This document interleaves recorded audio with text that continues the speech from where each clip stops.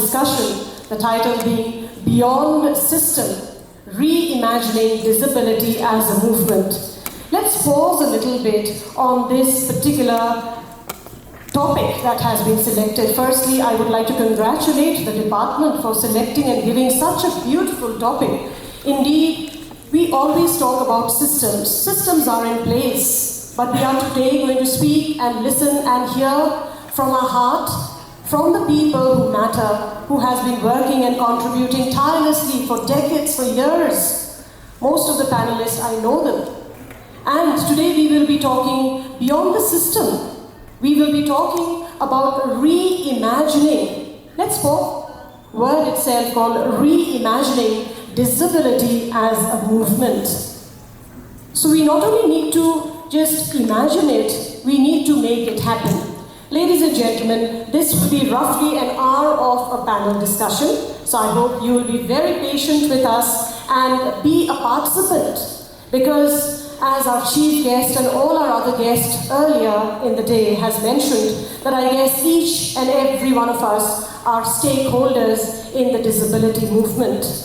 We all are part of the society. Everybody is a part of society. It doesn't matter how we look, who we are, which race, which background we come from. But what matters the most is that we are human beings first. A little bit different maybe in certain ways, but that shouldn't really matter. As I said, the topmost agenda today is that we need to be together as human beings and be empathetic and create a more safer and enabled society around us. So thank you very much for being a part of this program today, for this discussion today. The fact that you are here in this auditorium is the commitment that you have made to yourself and to the larger world around us, that we are agents of change today, and that is why you are here in this auditorium. So a big round of applause firstly to all of you who have come here, because I know each of you have work, but you've left there that behind you, and you thought this is a more important task at hand, an important discussion that you want to be a part of. We gather in a space that is deliberately different. This isn't, as I said, a policy roundtable. It's about solutions. It's not also about solutions and strategies. It is not even about usual frameworks we associate with disability, healthcare, rehabilitation, accessibility, or even social justice. Today, we pause. We stop for a while and we think differently. We step back from the doing and sit a bit quietly and ask the very important question, why? W-H-Y with the capital letters. Why are we here today? Why do we work in this space? Why does it matter? These are the three important questions, because today's panel discussion is not the usual political panel discussion that you're used to. This panel discussion will be a talk and a speech that each of our panel members will be making from their heart. The disability movement has always been more than a response to exclusion. It is a call, a profound and often uncomfortable invitation to rethink our deepest assumptions about human values, independence, beauty, strength, and community. Of course, as I said, a lot of systems have been put in place. The government has been an active participant. The NGOs, the various stakeholders have been a part of this system, the disability movement. They have built ramps, they have passed laws, they have started programs, and all of these, of course, matter. Of course they do. But today we are asking, what does it mean to stand not just for the rights of persons with disabilities, but for the wisdom that they bring before each one of us? We pause and reflect today as individuals and ask, what do I believe about disability beyond the paperwork and beyond the policies? Ladies and gentlemen, boys and girls, this panel today is a mirror. It's a reflection, is a moment to reflect, and it's about a compass guiding us towards something truer and more revolutionary than inclusion checklists or service delivery models. We are joined by individuals who live and work in the disability space, not just as professionals, but as thinkers, activists, and most importantly, as people. People who have asked themselves, and I'm sure they have done it many years ago because they are not here in this movement, in this arena today. I'm sure they've asked this question, am I here because I believe in change or because I believe in transformation? Ladies and gentlemen, you'll all agree with me, caregiving, whether it is for the loved one or professionally, is a demanding yet rewarding role that requires significant emotional, physical, and mental energy.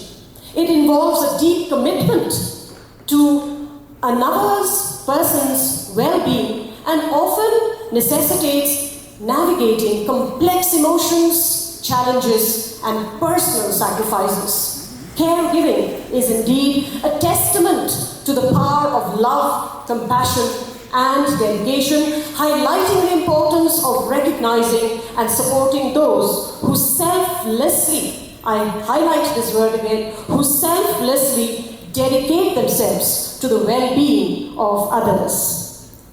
So today in this panel discussion, there are basically 4 segments. The first segment, we will begin from hearing each of our panelists talk as to what brought them into this arena, what brought them here and what keeps them going. I think that is a very important question. Thereafter, we will dive into a dialogue revolving around a few core questions, but it will be a free-flowing one with honesty that will lead us ahead. We will also, in the third segment, invite you, the audience members, to have an interactive session offering your understanding and your curiosity. And if you have any questions for our panelists as well. And finally, we will have a closing statement from each of our panel members, a message that they will pass on to each one of us, a message or a reflection to carry forward into our individual and collective journeys, so that later, when we step out of this auditorium, we will be going with a lot of knowledge, with a lot of empathy, and we will become the agents of change. So ladies and gentlemen, please give your warm round of applause to our panel members. They've already been introduced before. We have with us, right to my extreme left, Dr. N.P. Lalu, MS Ortho, Project Director and State Coordinator, SRCDA Shillong. We are also being joined by Sri Kamo Narona, who is the Secretary of Bethany Society Shillong. I've known Mr. Kamo for years and years now. We are literally growing old together, literally, I can tell you this much. We are also being joined by Dr. Nafisa Bet Kharshati. She is from the Department of Psychiatry in the Royal Global University. She's also been in this field for a number of years now, into counseling, etc. We are being joined just next to me, is a parent, a very patient parent, a hero in her own right. She is Miss Anita Diswe, a mother of a young adult with autism spectrum disorder and mood disorder. And last but not the least, a very, very important member of this panel, and he is Waikibor Bishampang Snaikang. He is, of course, visually impaired. That is not his title at all, but that is actually the way he looks ahead with life. Maybe visually impaired, but definitely has the vision, and that is why he's here in this platform along with all of us. And this is your anchor and your host and your moderator for today, Dr. Maushmi Bey. A big round of applause, ladies and gentlemen, to all of our panelists. Thank you so much, ladies and gentlemen, for coming to this discussion today, and which is titled so beautifully, Beyond System, Reimagining Disability as a Movement. I would like to begin with Sri Kamo. Sri Kamo Narona, as I said, I've known you for years and years. You have selflessly been a part of this change, a part of this movement. Because if there is one person who has worked tirelessly to bring about the change, the mindset, and so much more, not from today but for years, what has always been your commitment? What has always kept you going? It is certainly not a job, I'm sure. What is it then, sir? Kindly elaborate to us. Thanks. Can you hear me? Yes. Thanks, Maushmi. Well, you don't seem to be looking older, but people can say that about me. But first of all, I'd like to congratulate and give my greetings to SRCDA, Dr. Lalu is here, and the whole team on this wonderful occasion and inviting me for the program. We have, besides walking with you, Maushmi, I think as a member of Bethany Society, we have worked together, collaborated with SRCDA, I think right from the very beginning. I came to Meghalaya in 1995 as a permanent resident, and from that time. So what really is, and I think one of the things that keeps me going is our founder, late Sister Rosario. And the first thing that she did in 1985, when she met young children with disability, she did not start a special school, but she started a movement for inclusion. Because the society that I belong to, Bethany Society, is a mainstream society. You know, we were not started specifically for looking at disability. So, and it was for mother and child and mainstreaming, promoting mother and child.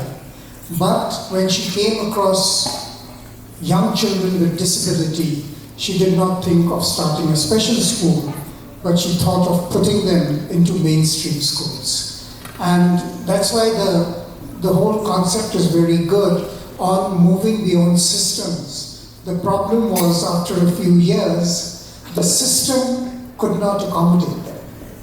So why do I do this? I really don't know why I do it.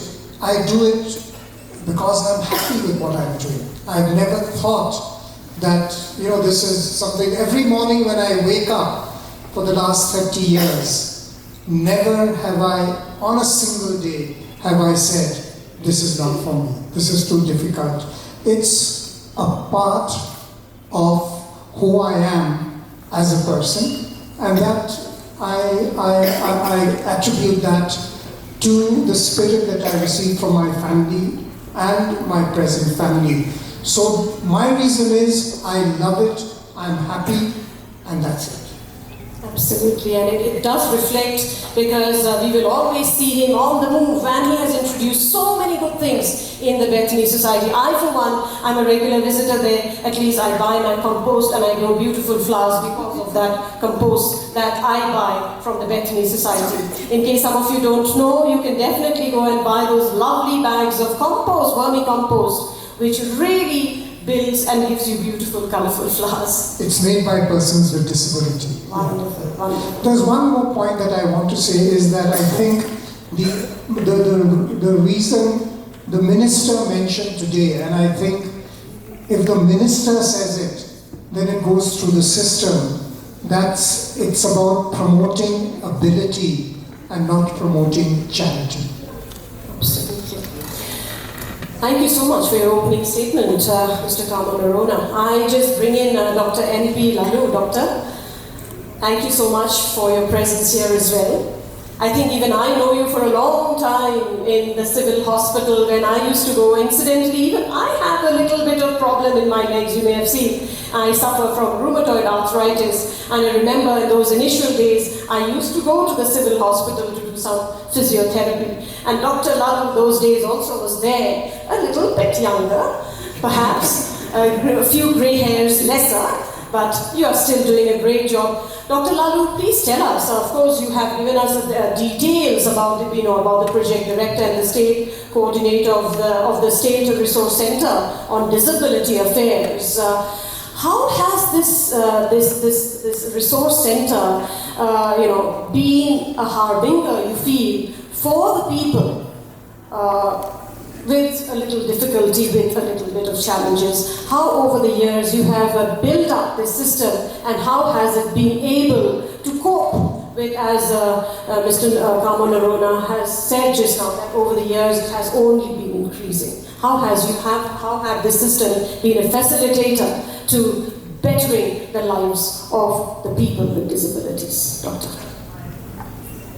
Thank you, ma'am. As you said, you have known me for a number of years, but I think the other part is that we were neighbors also for some time in Upper Lashumia. We were just down there. So thank you so much for giving me this opportunity and be part of this panel discussion. I'm happy that all the panelists are here to discuss on this subject which we have today. To go to your question, which you have said is, let me rephrase it something like what I've been doing it for the last 21 years or so. By profession, I'm an orthopedic surgeon. Absolutely. An orthopedic surgeon is basically, it's a branch of medicine where we look into the prevention and correction of deformities or something. But I'm being employed in a system where I'm supposed to manage patients when they come to me and do what is required for them. So I've been doing that for a number of years, right from 2001 when I joined in Civil Hospital, Shillong. In those years, it was with, in fact, Dr. Ike Singh was there. He was the pioneer, and Basil was there, and Kong Bridget was there, Madam Bridget was there. They were already there, and I came later on. I was not that much involved. As I have said, I was in the system, being employed as an orthopedic surgeon, so I was doing my duty, happy to do my duty as an orthopedic surgeon. Then a time came when Dr. Singh requested me to keep this, what you call this, awareness, the basic awareness of disability for persons with disabilities for newly recruited CBRW and MRW. So that was a challenge first, so I had to look to my books first, and I've started, then we started. So from there on, with the help of CBRW, then we start the survey and team goes from the civil hospital in Shillong in the state of Meghalaya. We go for certification, certification of all these people. We give them certificate. That was it from our side, from my point of view. So that was it. So I was never engaged with it. So later on, what I really, how I became actively involved is with disabilities is in the later part of the years where I'm serving in service. It was 12 years back actually when this club food management came into being in the district of the Khasi Hills in the state of Meghalaya. I was neither interested because you need dedication again to be part of the system again. Dr. Marbo was there. She started. Unfortunately, she's not here. But she was the one who actively. What happened was in the system we were not invited, so we minded. So later on, Dr. Marbo retired. I was the next. So by coincidence, I had no way out but to be part of the system now again. But what made me still stay in the system is the joy and the happiness I see from those patients, from the parents and the children, of how they have gone to school now, they are able as any individual. So from disability, we have great ability now. And this is when I see them, I have all those pictures, this photo of them, one by one, and have some of them already in colleges now. And that's what gives me joy and pleasure of doing this, be part of the disability. That's why I'm still here. Of course, by profession again, they have given me as in charge of as CDA, so that is part of the system again. But what really brought me into, made me happy to be here is the joy and the happiness which I see parents and relatives of how they are, all those children, they are taken care of and they are part of the system in the common society. Absolutely. I think so well said. From disability to ability. I mean, I'm a teacher also. I teach in Women's College. I teach history. We get students from all backgrounds, some very highly, with high percentage. Unfortunately, we have a system which believes only in marks and percentages. But some absolutely come when they are actually shunted out from other schools. They are given a TC because they have failed.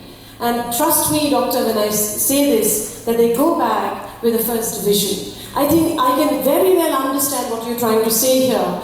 When you see the ability of a student, now it can be any individual, I think that's the biggest joy as educators or as caregivers or as doctors that we get. Thank you, wonderful to hear you. Let me just bring in Madam Nafisa Bet Harshati. You have, of course, joined recently the Royal Global University in Guwahati, but you have come all the way here to be in this panel discussion. Thank you so much. And of course, you have also, there is a microphone here as well. There is a microphone, yeah. So you have been associated with SunCare earlier. You are a licensed clinical psychologist also for over 10 years. With so much of a varied experience. You facilitated in fact multiple events aimed at raising community awareness about mental health. Tell us how the going has been for you for over these years, because you have also been part of the system trying to help out people, and bettering their lives literally.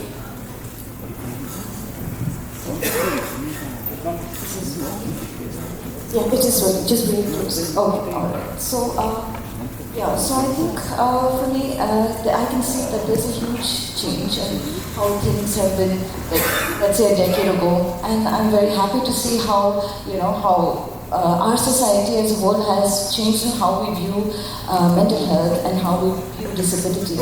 And with that being said, I think when we talk about,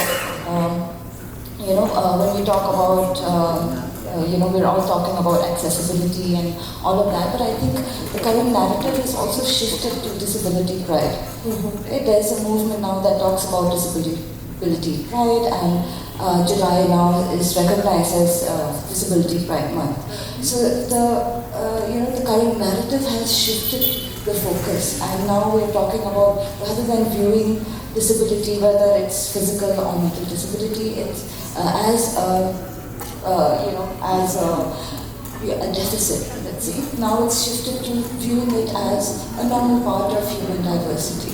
And that's a huge thing, I think, that when I come to programs like this, I see that even we also as a society are trying to adopt these practices, and I think that sort of gives me hope that things are definitely changing and we are moving ahead. Yes. Okay, that's wonderful to know, because I think this is very important that as individual stakeholders, we also, and you said that you have seen the change coming into all of us as well. I bring in Anita. I know her personally, so I may call you Anita. Yes, yeah. I will not be too used to calling you Madam Anita. Anita Deesware, as I said, she is the mother, a caregiver of a young adult with autism and spectrum disorder and mood disorder as well. And your child's name is Misha, right? He passed 12th, yes, he passed last year, 12th standard. And he joined St. Edmund's College in Arts with education as major. But as you have mentioned, he finds college tougher than school and is disinterested to attend classes, right?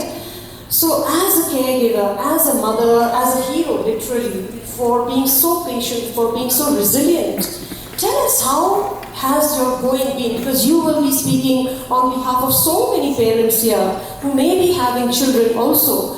And it isn't easy, right, Anita? I mean, you want to show your brave face. You are a little embarrassed because you're a parent. So how can a parent be, kind of give up on their child? But you're also an individual. Tell us really honestly, how has the growing been for you? And tell us a little bit about Meshan also. What does he do now and what does he wish to do in the future? Thank you, Moshini. I can address you as Moshini. She's a very good friend of mine. Alright, so as Moshini has said, I'm a parent of a young adult with autism spectrum disorder. His name is Meshan. He's passed his 10th and 12th from Jyoti's Road School. I mean, there couldn't have been a better place for him to study. Well, I'll go back and forth. It's like this. When he was in school, I never felt there was a need of spreading awareness. I just thought, okay, this is how it is. Because he was so happy in school. And he would tell me, Mom, after I pass out, I would like to join St. Edmund's College. So by God's grace, he was able to join. But after joining there, I find that the awareness there is lacking. For some reason or the other, my son was quite disinterested to attend classes. So as Moshini just told, that now we are trying to look out for other avenues for him. Okay, and then, let me go back then. When he was around 5 years old, he was diagnosed with autism. It was a new thing for me. I had never known about autism before. So as a parent, it was really tough for me to accept that. And I had many days and nights where I would cry. I would say, why me? What is this? What have I done? Now, over the years that my son has grown, I can actually feel what other parents who have just realized that their children are going through the same kind of problem, what the parents are going through. And they also ask the same question, why me? And they do come, some of them do come and speak to me, and then I tell them that, see, it is, I cannot tell you accept it. It will take time for you to accept, just as it has taken time for me to accept the fact that my son is having autism. So I said, it is okay to cry, it is okay to say why me, but eventually, if you accept it, you'll find the going is smoother. So along with autism, he developed some other mood disorders and such things. So I was always very frank, especially with the teachers at school. I would tell them, and at that point in time, during the lockdown, Miss Rosa was the headmistress of the school. So she guided me, she gave me a lot of courage and encouragement, I should say. And thereafter, I could get treatment done for him. Okay, I think for now, that should be okay. Yes, of course, I'll bring you in, but I can understand how brave you yourself have been. And I think we need to applaud also for all the parents. They are there silently, very resilient. But at the end of the day, they are doing it. None of them are trained. Anita wasn't trained. She learned it on the job, literally, right? I mean, she didn't have a manual literally, or a guidebook, but she just followed your heart, I'm sure. You have understood your child gradually as he grew, and today I'm sure that you are a different person because your child has made you a different person. You are more braver and more focused, and that's, I think, it's a learning process for the both of you. From the mother to the son, and from the son to the mother. Wonderful. Thank you so much for sharing. It's not easy, ladies and gentlemen, to share these core sentiments, the emotions that we are hearing today, because today we are here to listen to human stories, the human beings that we are. And often, as individuals, we want to be so brave because we are so unsure what the world will think of us, what the world will say. We are often so much guided by the others. and we hide ourselves. It is only within the four walls of our house, I think, when we go back, we show our true self. Coming back to our dear friend Vaiki Bor. Vaiki Bor, you sing wonderfully. Congratulations, firstly. You played the drum also so well. Tell us a little bit about you, Vaiki Bor. I understand it may not have been so easy, but how did music come into your life, Vaiki Bor? First of all, I would like to thank the SRCDA for giving me this opportunity to take part in this panel discussion. So actually, this is my first time, and I'm a little bit nervous actually. So regarding your questions, how did I come to music? So according to me, since I was in childhood stage, I remember that I used to play drum, and I used to, a lot of teachers used to scold me that, why you always banging the table all the time? So from there, I do understand that music is my life, that only music and plus music can change people's life, especially through songs, through lyrics. So music can change the world, according to me. Wonderful. Can I just quickly ask you another question? Incidentally, Vaiki Bor is a graduate from St. Edmund's College. I was there in St. Edmund's College also for 3 years. Were you there that time, from 2016 to 19? No. I was there from 2021 to... Oh, I just missed, I guess. Right, because in our history class, I remember in St. Edmund's College, we had a number of visually impaired students there, and they used to sit. And for me, it was actually a shock when I went to the classroom. We have all the others, and then we have 5 or 6 of them with their braille. And I used to see for the first time when we give class lectures, everybody notes down. And I saw, our dear friends, our students in the front row, they were using the braille. And that's when I firstly came to understand what is a braille and how actually with the sensors of touch, and they were writing pages after pages, with the chuck, chuck, chuck, chuck, chuck, chuck sound, right? And then I would ask, how do they go back home and read it? It is by the sense of touch. How difficult it must have been. We take life so easy, but here we have people who are actually champions, who have taken life by its literally horns, and they have moved and forged ahead, and he is a graduate. Can't we just have a big round of applause for him? Once again, ladies and gentlemen, not only a graduate, he's working in a government printing press in Braille, and he's also a musician. We've already heard it. Right, Vaiki Bor? Keep going, and I'll come back to you. But then, one important statement that you have made, what I understand is that you said that inclusive education should be only after the 10th grade, and there should be an interpreter of sign languages in all schools and colleges, quote unquote. These are your lines, which I was, So tell us, why do you say so, that inclusive education should be only after the 10th grade, and you feel there should be an interpreter of sign languages in all schools and colleges as well?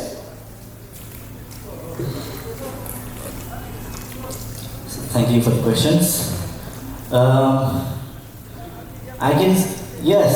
Inclusive education, even 10 below is great, but the thing is that I don't know whether are all the teachers trained, because to put us all, because 10 below there is as you know, according to the Applicability Act 2016, there are 21 types of personal disabilities, right? So I think in one there are advantages and disadvantages. In one way, it's good to put us inclusive, but in one way, it's not good, because I think even only one teacher cannot teach all the different types of personal disabilities in one class, and including sighted students.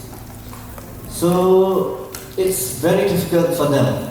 It's only if the government provide a lot of training centers how to teach to give a training how to teach for persons with disabilities. And as you know that nowadays SSA is there, and special educators, they used to go in different villages, especially in remote areas.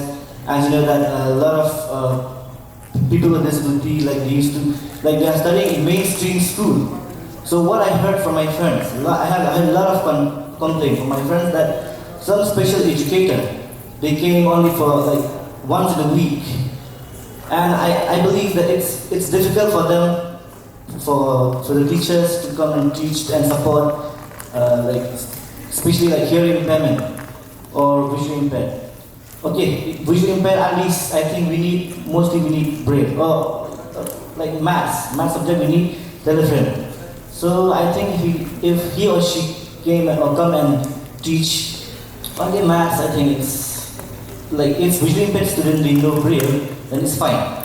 But about hearing impairment, I was thinking that how will they teach a regular teacher those who teach for sighted students? How will he or she know how to interpret? And it's hard for he or she to teach. So, but if they got training, then I think it's much better. And I want government, if you put us in inclusive education, we should build a lot of training centers, and special educators should be there should be a lot of special educators to go and support, and they should be full time. It should not be only for 1 hour or 2 hours or once in a week. Because we persons with disability want quality education, we want a better education. So that's the reason why I want special school, because I believe that special school can be focusing only for persons with disability. So hence I want special school. That's the reason. And I don't know whether the government will can make or not this government special school. I know the questions will come that from where the money will get to build government special school. And my questions again, but from where the government will get to pay for a lot of special educators?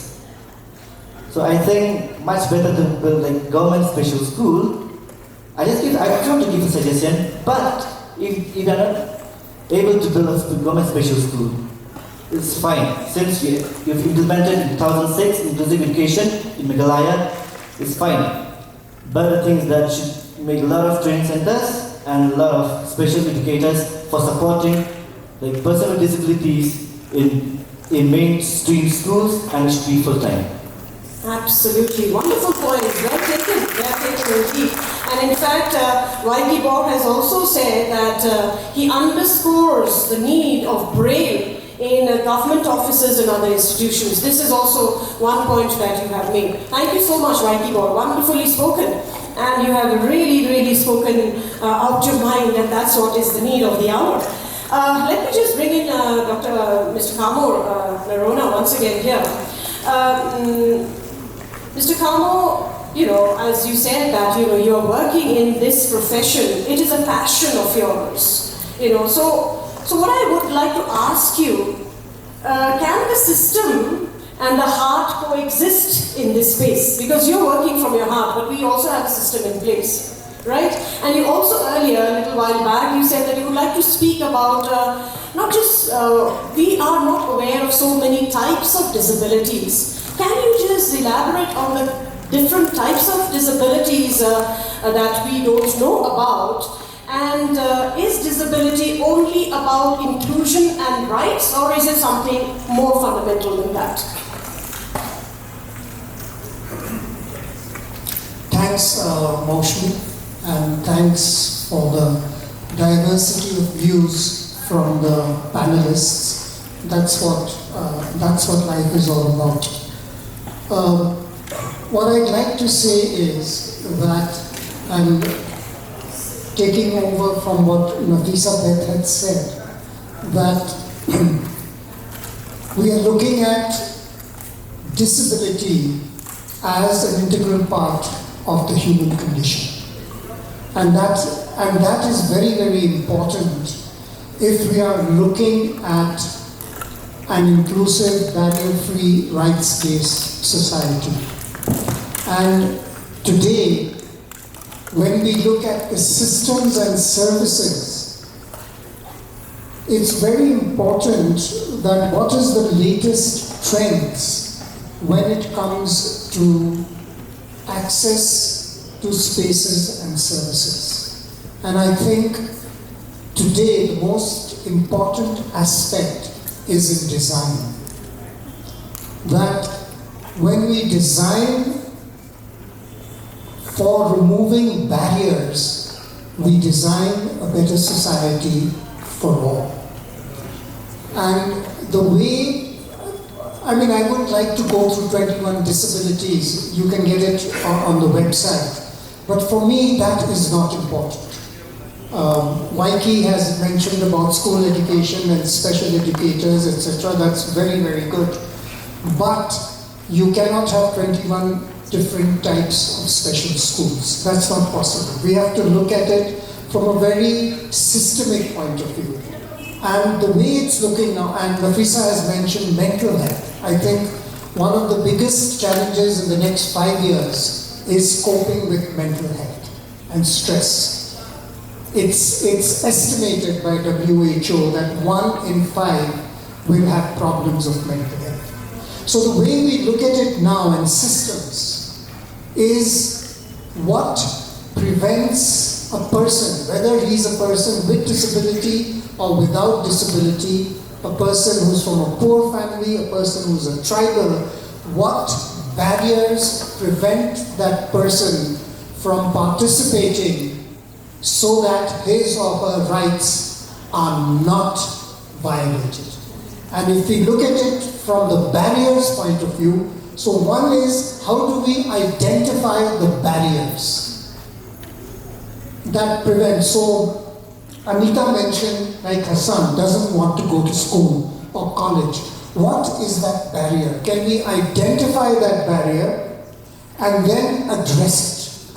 And the system addresses it. Okay, not individuals. There are pilots, etc. So to me, the focus moves from an individual impairment to looking at barriers that create disability. And I hope that the word disability never moves out of our system. Because people look at special people, this people, that I believe is not. Because people with disability, as far as the UN Convention, which was the first human rights convention of the 21st century, they insisted that the word disability be used because they look at environments that disable them.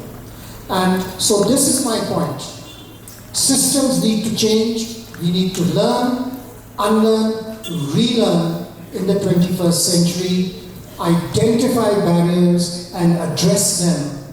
Don't look at blindness, autism, this.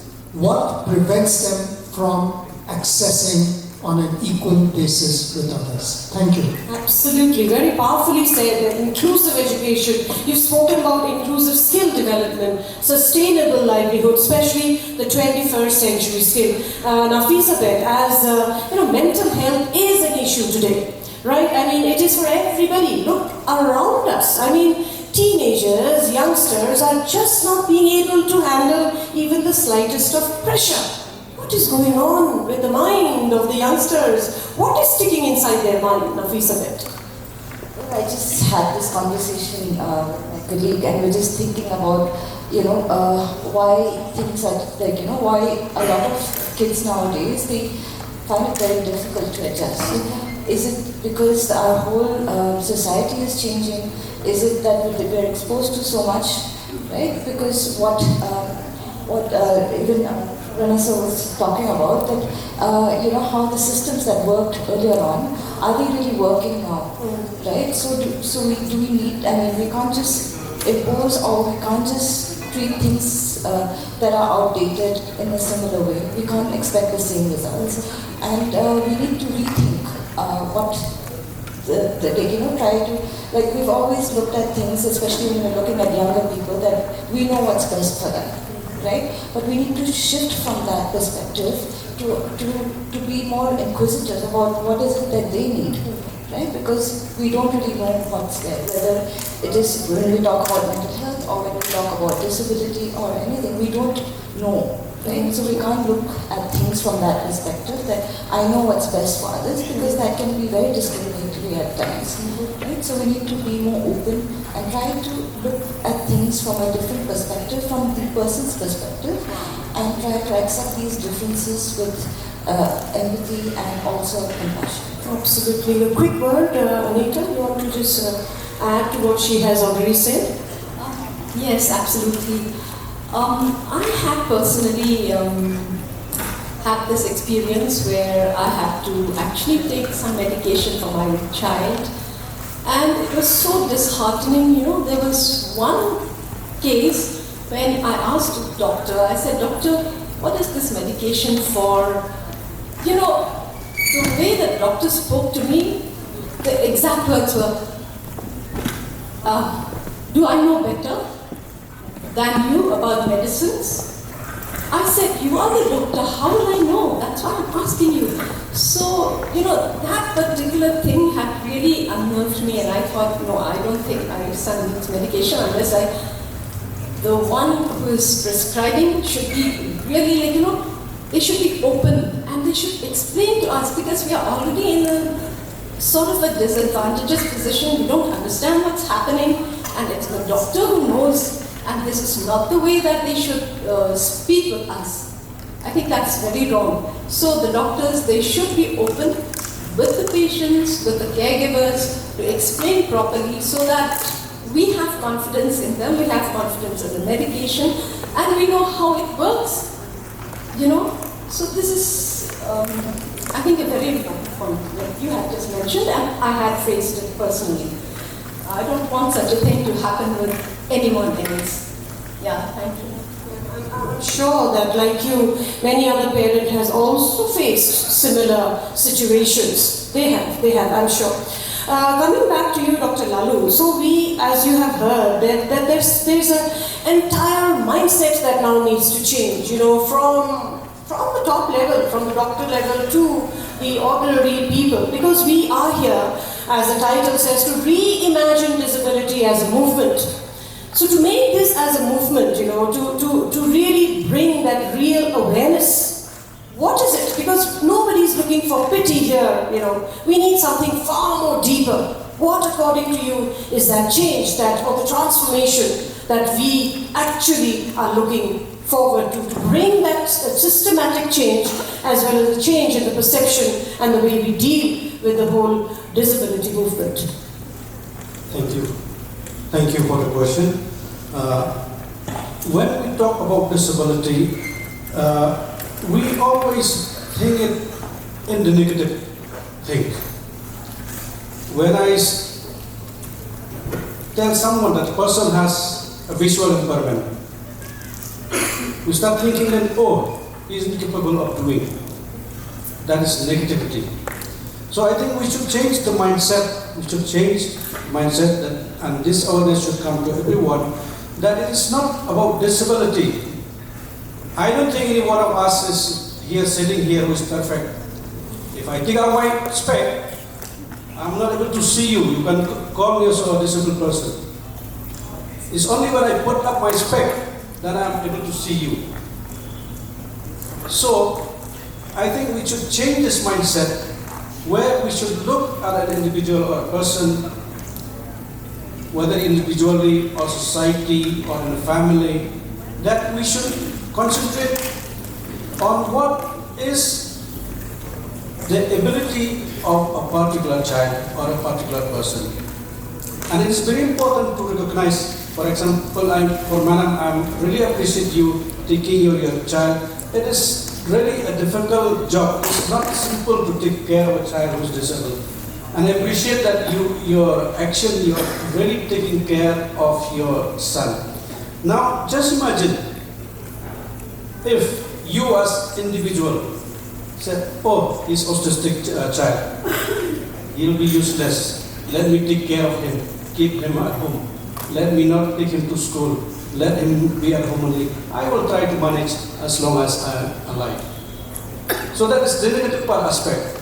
But you have taken the courage of looking at what his ability, and that's what moves him forward. He finishes class 11 and 12 at 12. Now, of course, the system is such that, as Waiki has said, that the system is such that we as a society, we really do not appreciate that there are an individual, he has got many, he is capable and able to do. And I think it really takes, we should look back at ourselves when we see a person with a disability. Look at what is their positive aspect and not really look into what is their disability quality. All right. So coming back to you, Mr. Kamo, so we are talking about shifting mindsets, not just upgrading and improving and bringing in infrastructures. I think the mind needs to shift. The way we treat, the way we deal, the way we are towards the other who may not be, like us. Because I think increasingly in this very fast-paced world, we have become very, very intolerant. We don't appreciate anything that doesn't look. We have to always fit into watertight compartments. And if we don't, means we are different. So when we are talking about shifting mindsets, where does it all begin, Mr. Kamo? Thanks. If that question could be answered in a panel, I think we could sort out all the problems in the world. But it's a very important question. And the way I look at it is like a three-legged stool, And the base of the stool is where we put in all persons, including persons with disability. And for them to be members of society who have both their rights and their responsibilities, I believe there are three very important aspects. One is attitude.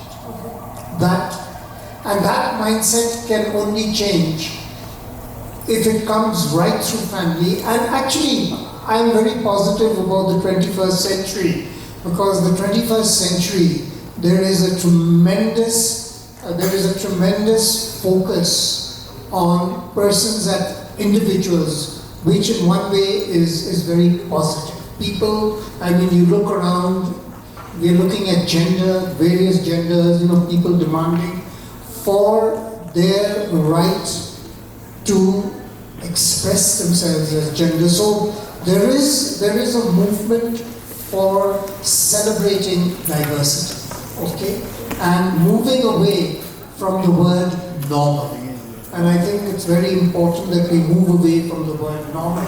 So when I talk of education, I don't say special education or education for special needs. I talk about quality education for all.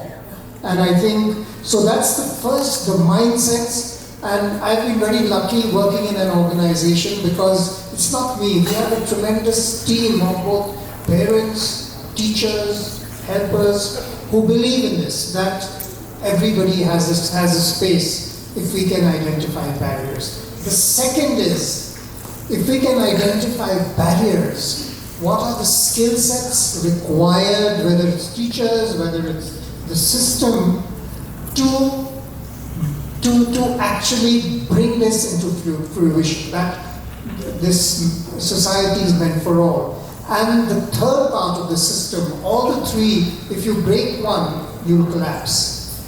The third part is the system.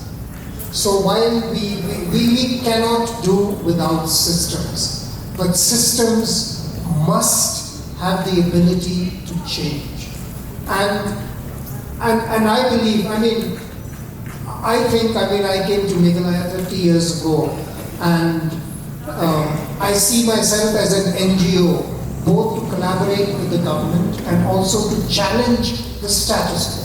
Otherwise we are only contractors. We need contractors, but NGOs are challengers of the status quo. And I must say that my experience has always been very positive when it comes to government, to their reactions. Sometimes they can't, but they're always open to collaboration and to new ideas. And I think that's where the system has to learn, unlearn, and relearn.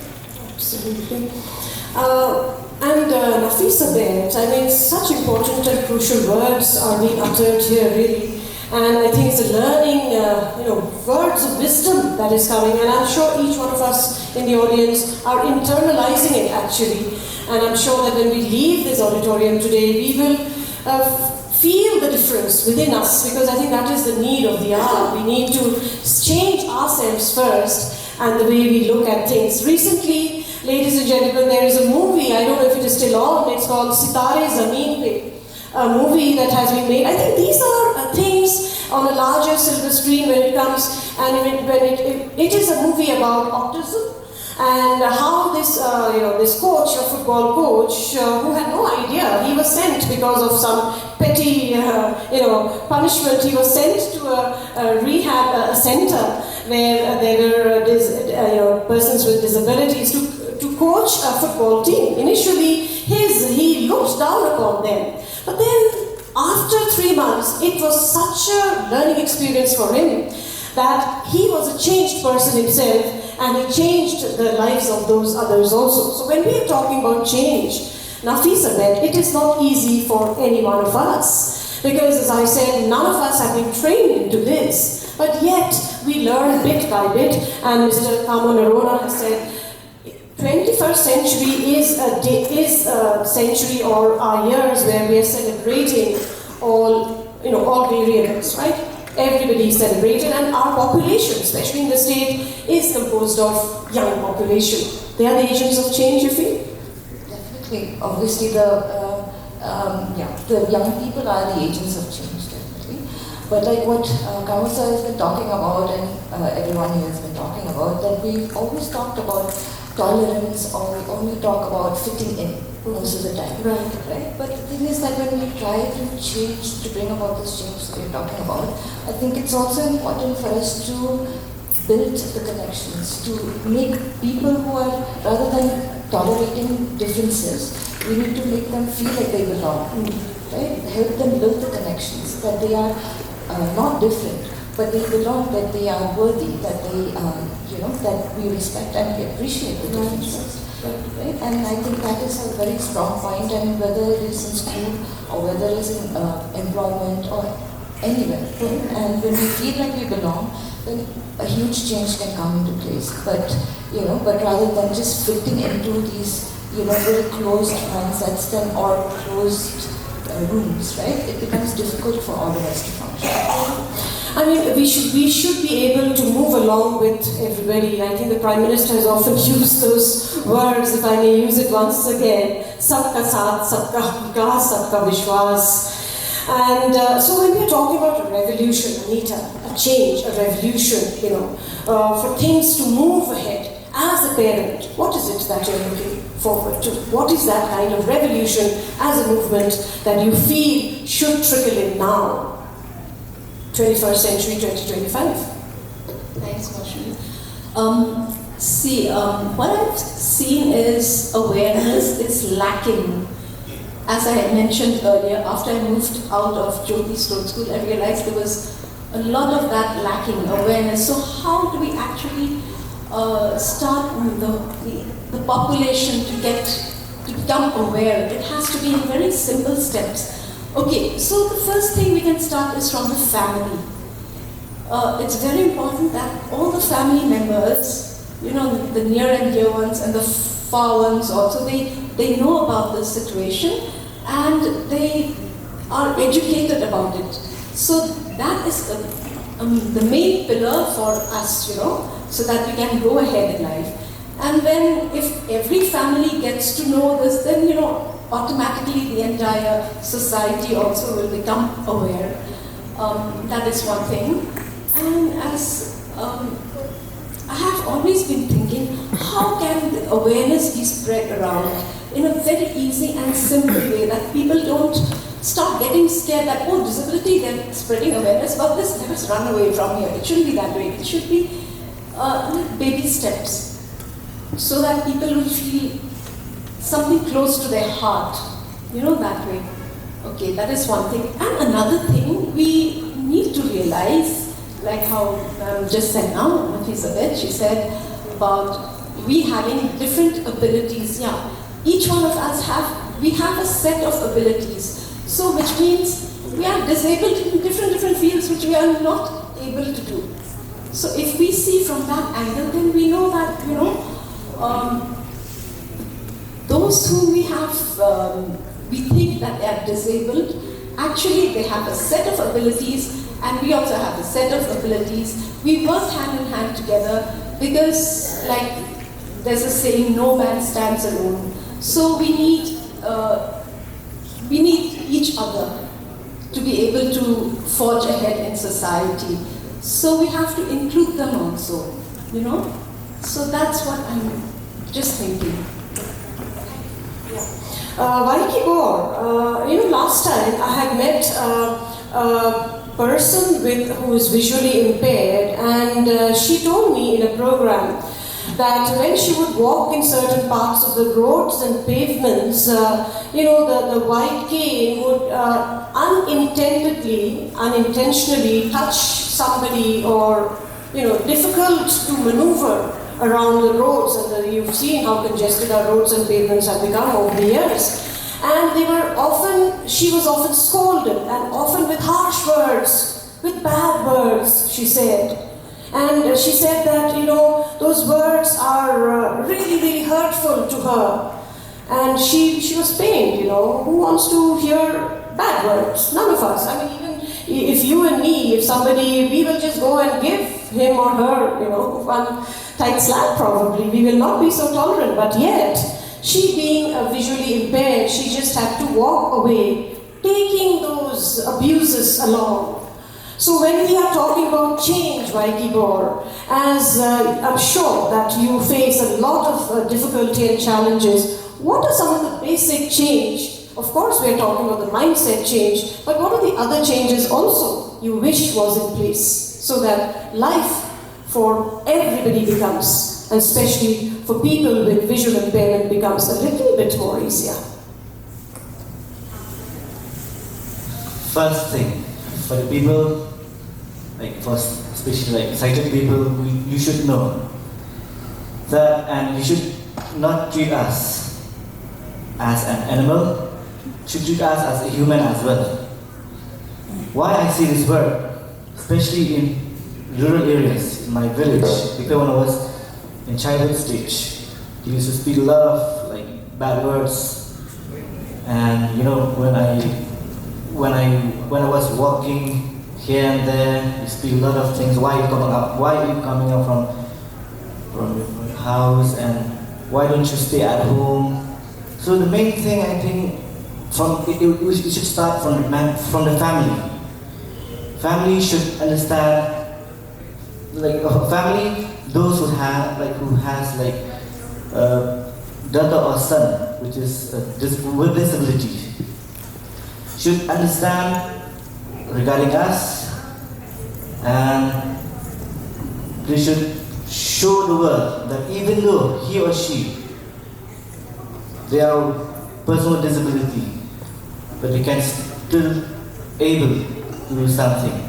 Not just because we are especially example like me, that because I'm visually impaired that I can't do anything. No, even though we are person with disability, but still there is some that you are able to do, but I can't do. But there is which I can do, but you are not able to do. The society should understand first this. And I'm so happy now that long time I was sitting here. I didn't hear a word like specially able or differently able. So I heard person with disability. So I need all of us to take this message out. But for us, much better to call person with disability. And Yes, okay. So these are some of the basic change, because only he knows what it actually feels like, right? I mean, we can't even think, those of us who can actually see with spectacles also far better. But I think empathy is a need of the hour. In this life and in this mad rush to achieve materialistically and etc., I think we have left behind empathy and tolerance behind us, as if we are the only ones to forge ahead. I think it would be so much better if we could all forge ahead together. I open this discussion now to the House, to each one of you out there who have been very patiently listening. If you have anything to share, to ask any of our panelists to get a clarification, you're most welcome. I'm sure there is a microphone that can be passed around. So if you can just raise your hand, if any one of you have anything to share with us, please do. Because then we'll all feel good. Because otherwise it will just become a one-way communication. And communication is never a one-way process. It is always a two-way process. So can we hear some of you out there? Just kindly raise your hand, please. And if you have anything to share or ask. Then the House is now open for some questions and answers. Yes, we can see a hand. Can we give a microphone, please? Yes, thank you.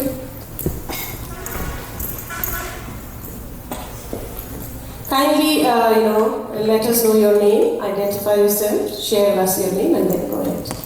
Good afternoon to everybody. I am from Benpura, the General Secretary of the Meghalaya Parent Association for the Disabled. So today I'm very happy that the State Resource Center is inviting us also in this program. So I thank the past and the present staff of all the State Resource Center. When we talk about the past and the present, we see the change is coming every day. See, Dr. Lalu will support me in these matters. When my child is having the treatment in civil hospital, those days, therapy is not available, physiotherapy is not available. So it is a big tough time for me, and my daughter is turned into a stiffness, both the lower limb and one upper limb. She is paralyzed. Second, when I start going to a neurologist, Dr. Mathai, he diagnosed me only 2 words. One is not to torture, second is not to pressure. So with these 2 words, diagnostic, my daughter now is independent. And after she is completely finished her 12th standard, she told me, I'm not going to study anymore, I will not read book, don't put pressure on me, I will not do that. Okay, I stopped. And when I stopped, she loved money. And when she loved money, she knows how to handle money by giving by friends or families. And now I got a full support from my family, taking care for her. And what I am happy to say, that I stay in Laimere, Opashlong, Nongset, Block 6, where the Dorpashong of the Nongset has given her the opportunity to collect money for the block people. So everybody come to my place and to pay the money for water collection, paying for the money for telephone bill, and also for the Dorpashong contribution. So she is the one to handle all these things, though she is paralyzed, but she is able to. So with this also, I would like to say that when we talk during the panel discussion on individual capacity, that as a parent, it is the duty and the responsibility. There is no professional when we look at the parent. Parent role is the big role to understand the deep insight what is happening with our children. Thank you. Thank you so much. Can we have your daughter's name once again? My daughter's name is Mary Shah Wankar. Now she is 38 years old. Can we have a round of applause for Anisha, please? Oh, please congratulate her. Oh, do go home and say that we've all applauded her great service. Anybody else would like to share anything else with us, please? I'm sure that something has touched you and you would like to just express yourself or get some clarification. Anybody else? Are you scared? Come on. We are an in-house, a very small group, right? Come on. If you have anybody else to share anything? No? All right. Yeah. Anybody wants to ask a question? No? Tick, tick one, tick, tick two. Okay. I know it is intimidating sometimes because we are so concerned of anything wrong that we will speak, and that's what I tell the classroom children also. Don't fear. We are all heroes in our own ways. We are almost coming to this conclusion, ladies and gentlemen, of this panel discussion. But then, as I conclude, I go to my extreme left with Dr. Lalu. What is the kind of message you would like to pass? A few seconds I give you, or a few minutes that I give you, what is it that you would like to say as your closing words before we disperse and go out and mingle to the society at large? Thank you. As I have said before, I think my conclusion remark would be this: we should not we should not look at an individual, whoever it is, should not look from as I've said before, should not look from his point of disability. We should look from what his ability. And it is important for us as a society that it should start, as everyone has said just now, this all starts from home only. We should encourage from home. I have seen that individuals who has the support of whom they usually progress well in life. If it fails from home, that is the biggest stumbling block. So I think for those parents who have a child who is disabled, to make him able, it should start from the family. Okay, thank you so much. So much of stigma, so much of fear still attached, to shun away. Shri Kamu Narona, your concluding messages. How do we move on collectively as a society and make this world a better place for each one of us to live in? Thanks, Maushmi. I have just 2 points to make. One is regarding education. Very often we believe that if we take 20 blind children and put them together and teach them that they are a homogeneous group. They are not. They are 20 different people. Just like the way, if you take 20 children without blindness and put them together, they are not a homogeneous group. So my focus is, please, or if you take 10 children with intellectual ability and put them together, they are not a homogeneous group. We are a diverse group. And for me, inclusion makes sense. That is one point. The second point I want to make, and that is for the system. We are talking about smart city, pavements, pedestrians. We are looking at vendors in the streets, etc. The problem is in the design. And I would urge the government that when they are designing smart cities, access, pavements, please include persons with lived experience or persons or parents to give you ideas, including in education, in schools. Please look at the design. If you design properly, if you design for diversity, if you design for differences, you are making a better society for all. Absolutely, Vaiki Gaur. What would be your message, Vaiki Gaur, for all of us to learn from you? Before I conclude, I forgot to mention, when I spoke regarding education, I forgot to mention reservation, like job reservation for person with disability. Yes, please go ahead. So, as you know, according to the RPWD Act 2016, gives us 4% out of 100%. But I want to ask a question to our government, state government, that whether you have implemented probably regarding this job reservation.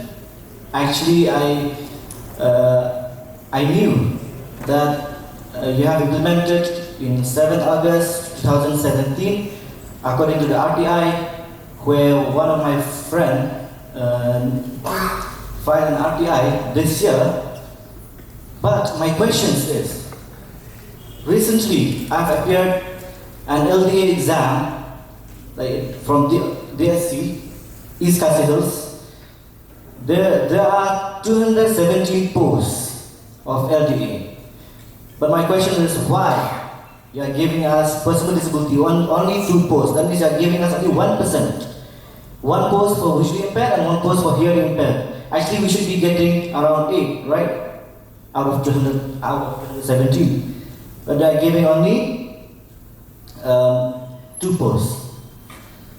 So I kindly request the Commissioner for Persons with Disabilities to sit and discuss, or request the government to take this matter as soon as possible. As you know that youths, like our youth in our state, facing difficulties regarding job.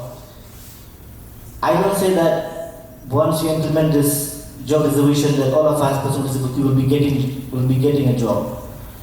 But please implement according to the Right of Persons with Disabilities Act 2016. We should be giving 4% for us.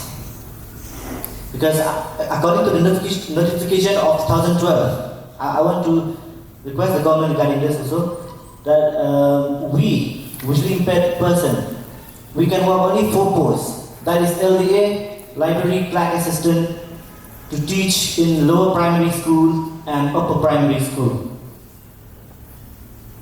So I request the government to sit and discuss what kind of posts, like to increase the posts that we can work. And my question is, whether there is an institution in Sora to study DLN, so that institutions are accessible or not for visually impaired? That's my question. So I kindly request, please please sit and implement this job reservation for persons with disability according to the RPWD Act 2016. And my message to all the people of the state is, even though we are persons with disability, we should know that we are able to do something. Like I heard, like you said, that one of person with visual impairment, like when she was walking in the road, she got a bad remark from people. So I want to request all the people, or all the sellers or drivers to work with us, to help us and understand us and be patient with us. Absolutely. I think this is a very clarion call that Rai Tibor has made from his heart. Let us be a little bit more empathetic, ladies and gentlemen, boys and girls. And yes, and Nafisa Bet, what is your concluding message you would like to pass to everybody in this auditorium and beyond for a better society? I would just like to underscore what the panel has been talking about this whole time with Dr. Lalu and Karmo sir, and even Waikibor has been talking about that we need to work together to sort of build a society or a world where every mind, every body is considered as valuable, as which is appreciated and also accepted in our society. Absolutely. Celebrate diversity. Each one of us are, able in some way or the other, or maybe disabled in some way. Even I, as doctor, cannot see if I remove my glass, I won't be able to read. I can, but it will be a little hazy. So, my disability. But I need to wear this, and I started wearing my glasses since age 40. I am now 50. And so we all have a little bit of disability in each of us. However, what is the concluding message as a parent you would like to implore upon everybody else? Because you have been going through the grind, Anita. How do we make our world a little bit more sensitive, a little bit more caring from your heart? Thanks, Moshini. Well, as I said, we need to spread awareness. I have told that before, so that way we can spread, people can become more understanding of such children or persons with disabilities. And as a parent, to another parent, I would like to say, like we just saw an example of Kong from Laimer saying her daughter has improved a lot. So there's one magic word, HOPE, hope. We should never lose hope on our children. We have to pray, we have to work hard and think that, okay, there will be a time when he or she will be able to overcome some difficulties which he or she is facing right now to make life a little better in the future. Because they have to understand their own life and be able to forge ahead, that is one. And secondly, being a parent of a child with autism, I know that my child cannot speak for himself as much as Mr. Waiki here. He can speak for himself, but as for my child, he cannot do that. So it is very important for parents and caregivers like us that we advocate for our children. When they do a certain thing, people will think that, oh, he's just being naughty or bad or whatsoever. But we have to step in and explain to the people and advocate for them and say, he or she did this because this is what they meant or this is what they want. Now, when there's an understanding with the other party, then it becomes easier for both parties to work together. That's what. So these two things. Advocate for your child and please never lose hope. These are two main things that I could say as a parent. Thank you. Thank you so much. Ladies and gentlemen, how quickly time has flown. I think we have, our panelists here have spoken for over an hour now. I'm sure these are golden words. I would like to thank each one of you. Dr. N.P. Lalu, thank you so much for joining us in this panel discussion. Sri Kamo Narona, thank you so much for empowering us with your words of wisdom and so much of words that you've spoken. Dr. Nafisa Bet Kharshati, thank you so much. May you continue your good work. Anita D. Swain, may you continue to be the role model for your son and to each one of us as well. You're the hero, as I said. It's not an easy task. And yes, Waikibor, Banshampang, Snaipan. I hope next time I meet you, you will be having an album of songs, you and your group, and we shall be releasing it in this auditorium itself. It was a pleasure to have you, ladies and gentlemen. Let each one of us become the agent of change, because as Mahatma Gandhi once upon a long time ago said, Mahatma Gandhi has said a long time back that if you want to see the change around you, he was dealing, remember, with untouchability.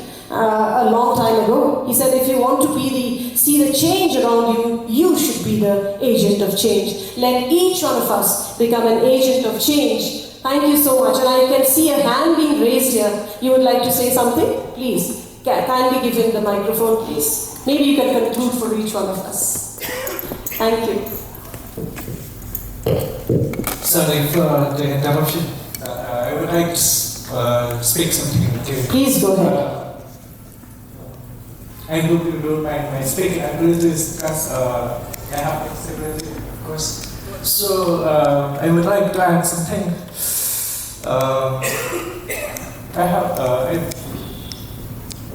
I'm disabled, which means I have a hard of hearing. But since I was born, I never knew that I would have. I think everyone is normal, like I see everyone else and all. So that's what I was thinking and all. So I go to normal school, be with normal friends. Doesn't matter. Just be with normal and all. Of course, I come to know about my disability in later age. Okay. So, there's a few things that has limited my ability to, as everyone else able to. I of course speak normally to everyone, hear normally to everyone.